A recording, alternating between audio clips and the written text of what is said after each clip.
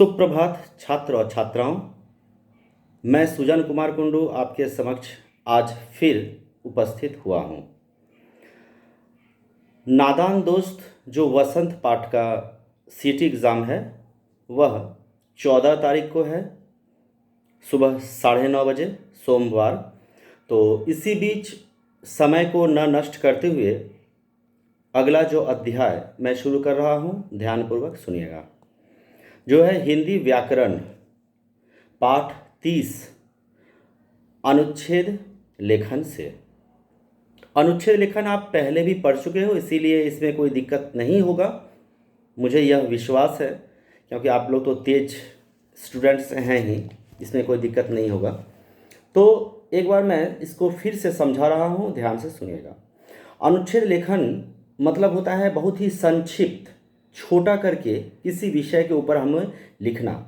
हमें किसी सब्जेक्ट्स, किसी विषय के ऊपर कितनी जानकारी है, हम उसको संक्षिप्त में मेन जो पॉइंट्स है, एकदम अनिवार्य जो उसमें वाक्य होता है, वही इसमें सिर्फ लिखना, यह होता है अनुच्छेद लेखन। अब देखिए, इसमें जो शब्दों की संख्या वह होती है 100 से 125 शब्द, 100 to 125 वर्ड्स के अंदर इसको लिखना है। उससे कम भी नहीं, 100 से कम नहीं होगा, क्योंकि 100 से कम हुआ तो मार्क्स नहीं मिलेगा, ठीक है। और 125 से अधिक भी नहीं होना चाहिए, ये भी ध्यान रखना है। और जो भी आप लोग लिखिएगा एकदम सही पॉइंट्स में। अब विषय के ऊपर मैं आ रहा हूं, ध्यान से सुनिएगा। आपके पुस्तक में अनुच्छेद लेखन में 7 अनुच्छेद दिया गया है। इन 7 अनुच्छेद को अच्छी तरह से आपको समझना है।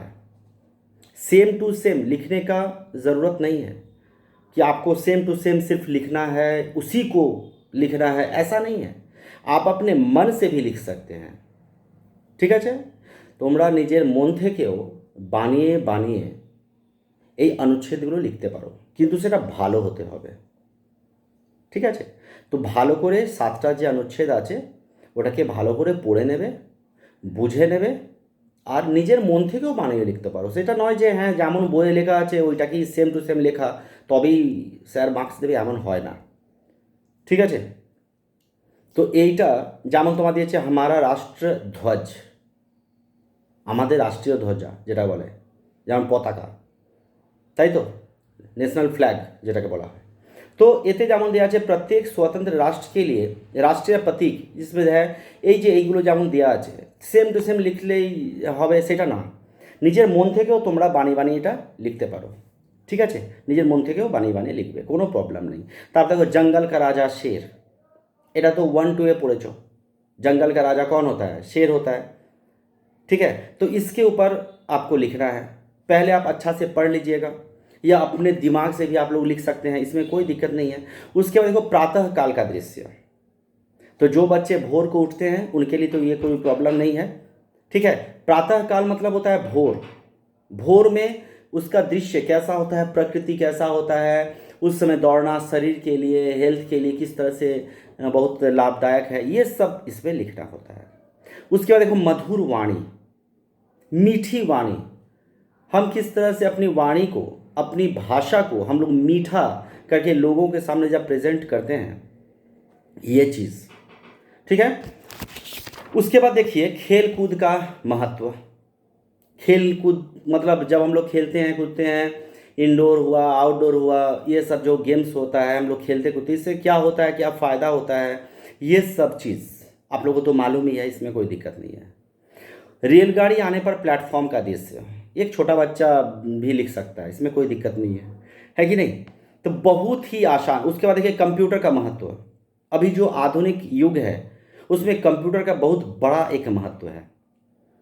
खासकर अभी जो लॉकडाउन चल रहा है, यहाँ मोबाइल्स या कंप्यूटर से ही तो Gmeet क्लास हम लोग कर रहे हैं, तो इसी से हम लोगों को ये मालूम हो जाएगा कि हाँ और क्या क्या यूज़ उसमें हो सकता है। जैसे बैंकिंग हुआ, पोस्ट ऑफिस हुआ, कारखाने हुआ, कल कारखाने, ऑफिस, सभी जगह अभी कंप्यूटर के बिना कोई कुछ नहीं कर सकता है, ठीक है।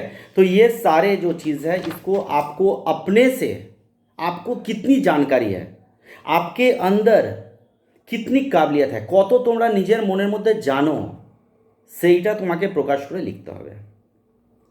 ঠিক আছে, তো এখানে যেগুলো লেখা আছে সেম টু সেম লেখার কোনো দরকার নেই। আমি পিডিএফ ফাইল পাঠাচ্ছি, বইটা ধরো যাদের নেয়, যারা বই পায় না, ঠিক আছে, তাদের জন্য সুবিধার জন্য এটা পাঠাচ্ছি। তো এইগুলো ভালো করে তোমরা পড়ে নেবে, বুঝে নেবে, আর নিজের আইডিয়াতেও এটা লিখতে পারো। এমন নয় যে হ্যাঁ বইয়ে যেমন লেখা আছে সেটা সেম টু সেম তোমরা লিখবে, ঠিক আছে। তো এইটার বাইরেও তোমরা লিখতে पारो, কোনো प्रॉब्लम नहीं, ठीक है। तो इससे बाहर भी आप लोग लिख सकते हैं, इसमें कोई दिक्कत नहीं है। साफ सुंदर अक्षर में लिखना है और मीनिंगलेस वर्ड नहीं लिखना है, आलतू फालतू। जैसे मान लीजिए लिखा हुआ है जंगल का राजा शेर, जंगल का राजा शेर के ऊपर ही आपको लिखना है। आपको किसी घोड़ा, हाथी, बकरी, इधर उधर जीव जंतु के बारे में नहीं लिखना है, ठीक है। तो उसकी बारे में ऐसे लिखिएगा प्रातःकाल का दृश्य। अब प्रातःकाल का दृश्य लिखा हुआ है, आप क्या क्या उसमें इधर उधर टूर में हम घूमने गए थे, यहाँ वहाँ, इधर का उधर का बात, ये सब नहीं लिखना है। हमारा राष्ट्रीय ध्वज जो है सब्जेक्ट, उसके ऊपर आपको कितनी जानकारी है ये आपका हम चेक करेंगे, ये आपको जानना है। একটা নির্দিষ্ট বিষয়, একটা নির্দিষ্ট সাবজেক্টে তোমরা কতটুকু জানো সেইটাই হচ্ছে এতে বোঝানো। ওকে, বাই, ধন্যবাদ ইতি।